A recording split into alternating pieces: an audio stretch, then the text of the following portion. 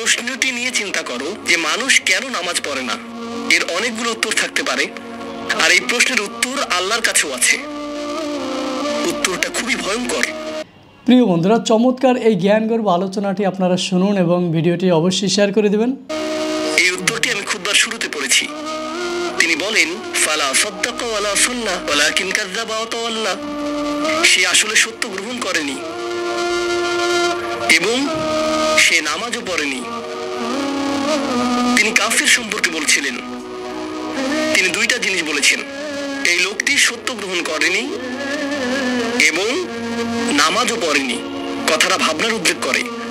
যদি বলা হয় সে সত্য গ্রহণ করেনি, আমার আশা হলো তিনি বলবেন লা সাদ্দাকা ওয়ালা আমানা, কিন্তু তিনি বলছেন লা সাল্লা। এর মানে হলো আল্লাহর সত্য গ্রহণ করার ব্যাপারে তোমার অন্তরে কিছু একটা মিসিং আছে। না না না, বাচ্চাটা বলে আমি আল্লাহকে বিশ্বাস করি, আমি মুসলিম। হ্যাঁ, তুমি এখানে মুসলিম, তোমার মাথায়। কিন্তু এই সত্য তো শুধু তোমার মাথার জন্য না, এই সত্য তোমার অন্তরের জন্য। তুমি এখনো অনুভব করছো না যে ব্যাপারটা কেমন সিরিয়াস। তুমি এখনো উপলব্ধি করছো না যে এটা কি। মাঝে মাঝে কোনো বিষয় তুমি জানো হয়তো, কিন্তু এই নিয়ে চিন্তা করা থেকে পালিয়ে বেড়াও। এটা সত্য, তুমি জানো বিষয়টা কিন্তু চিন্তা করতে চাও না। আর তাই এটা যেহেতু মিসিং, ঠিক এই কারণে আমি সহজেই নামাজের কথা ভুলে যাই কখনো কখনো, এবং তুমিও ভুলে যাও কখনো কখনো। এমনটা ঘটে কারণ আমাদের অন্তর কিছুটা বিভ্রান্ত হয়ে পড়ে।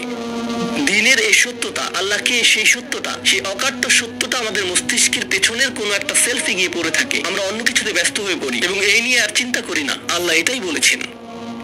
সুতরাং তোমার নামাজ পড়া আল্লাহর প্রয়োজন নেই। এমনকি তুমি যদি নামাজ পড়ো, আমি পড়তে বলছি এই কারণে, তখন কি করো? নামাজের জন্য কিভাবে নিয়ত করো? তখন আমি 4 রাকাত নামাজ পড়বো, দাঁড়ালাম, কারণ আমার আব্বা বারবার পড়তে বলছেন। আল্লাহু আকবার। নবী সাল্লাল্লাহু আলাইহি সাল্লাম আমাদের বলেছেন, নিয়ত সঠিক না হলে কাজের কোনো মূল্য থাকে না। ইন্নামাল আমালু বিন্নিয়াহ, ইন্নামাল আমালু বিন্নিয়াহ। এমনকি যদি তুমি কাজটা করেও থাকো কিন্তু তোমার নিয়ত ছিল আমি শুধু তোমাকে বিরক্ত করি, এটাই তোমার নিয়ত, তখন এই নামাজ আমার যেমন কোনো উপকার করবে না, ঠিক তেমনি তোমারও কোনো উপকার করবে না। তোমার সত্যিকারের আন্তরিক নামাজ থেকে একমাত্র যে উপকৃত হবে সে হলো তুমি নিজে। এখন এটাই সেই প্রশ্নের উত্তর যে কেন একজন মানুষ নামাজ পড়ে না। আরো 2টা কথা তোমার সম্পর্কে বলতে চাই।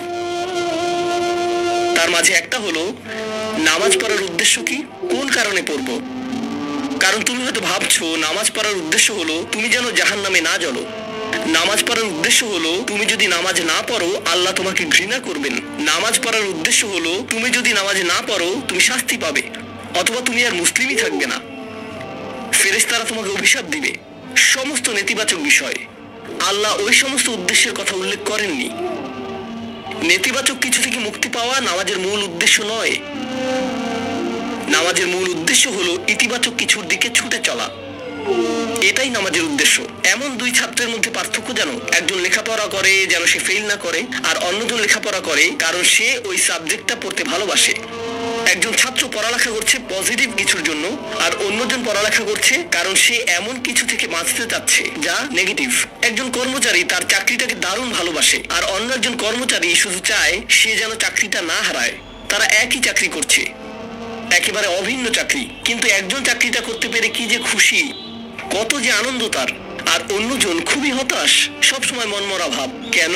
কারণ তাদের একজন এটা করছে ক্ষতিকর কিছু থেকে মুক্তি পাওয়ার জন্য, আর অপরজন এটা করছে উপকারী কিছুর দিকে ছুটে চলার জন্য। আল্লাহ কোরআনে যখন আমাকে নামাজ সম্পর্কে বলেছেন যে কেন আমাদের নামাজ পড়া দরকার, তিনি মুসা আলাইহিস সালামকে এই উত্তরটা বলে দিয়েছেন।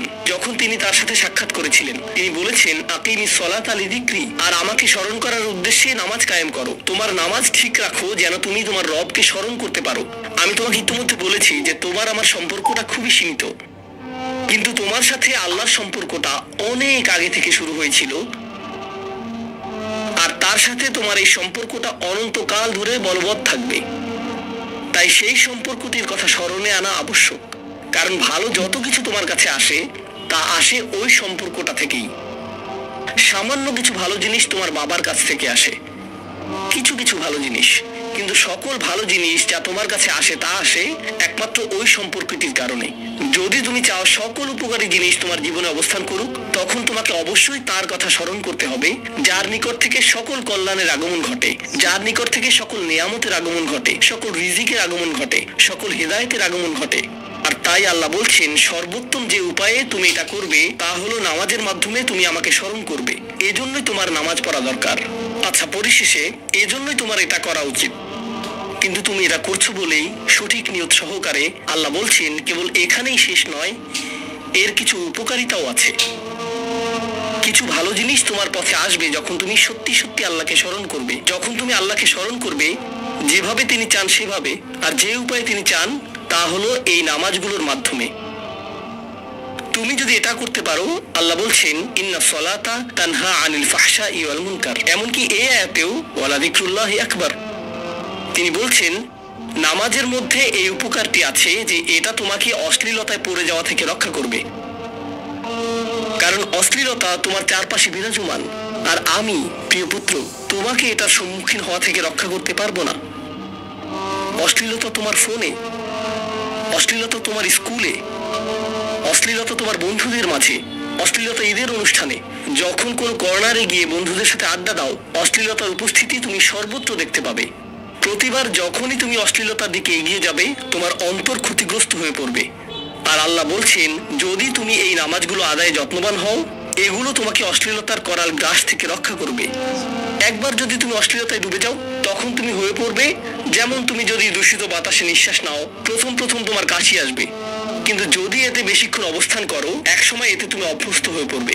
অশ্লীলতাও ঠিক এরকম, এতে আকণ্ঠ নিমজ্জিত থাকলে একসময় এটাকে আর বড় অপরাধ বলে মনে হবে না। নিজেকে এর থেকে রক্ষা করার কোনো গরজ অনুভব করবে না আর, কারণ তোমার প্রতিরোধ ব্যবস্থা দূষিত হয়ে গেছে।